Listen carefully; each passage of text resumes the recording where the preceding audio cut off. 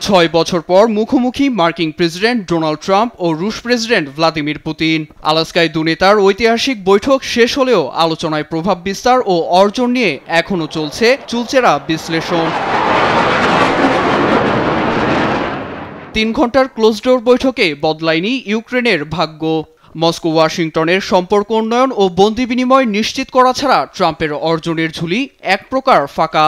তবে মার্কিন প্রেসিডেন্টের মতে সমঝোতা ও ভবিষ্যৎ আলোচনার পথ মসৃণ হয়েছে।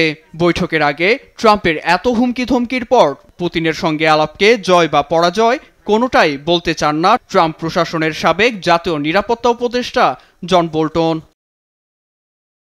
আরও একটি আলোচনায় বসার তারিখ ছাড়া ট্রাম্প খালি হাতেই ফিরেছেন বলা যায়। অন্যদিকে পুতিন সম্পর্ক উন্নয়নের মধ্য দিয়ে নিষেধাজ্ঞা প্রত্যাহারের পথ খুঁজে নিয়েছে। যুদ্ধবিরতি প্রসঙ্গে তিনি অনড়। স্পষ্টতই ট্রাম্পের চেয়ে পুতিন এগিয়ে।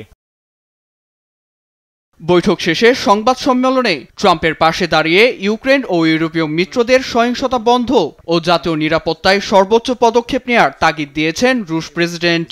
মার্কিন ভূখণ্ডে দাঁড়িয়ে যেন শত্রুকে সতর্ক বার্তা দিলেন সাবেক কেজিবির কর্মকর্তা।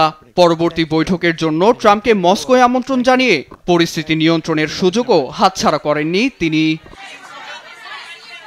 শীর্ষ বৈঠকে ঢাকা পড়েছে পারমাণবিক অস্ত্র নিয়ন্ত্রণ চুক্তি ও মার্কিন নিষেধাজ্ঞা প্রত্যাহার। তবে মার্কিন ভূখণ্ডে দাঁড়িয়ে প্রেসিডেন্ট পুতিনের কৌশলী আচরণকে পিয়ার ভিক্টরের সঙ্গে তুলনা করেছেন ব্রিটিশ সংবাদ মাধ্যম দ্য গার্ডিয়ানের বিশ্লেষক জাস্টিন ম্যাককিউরি।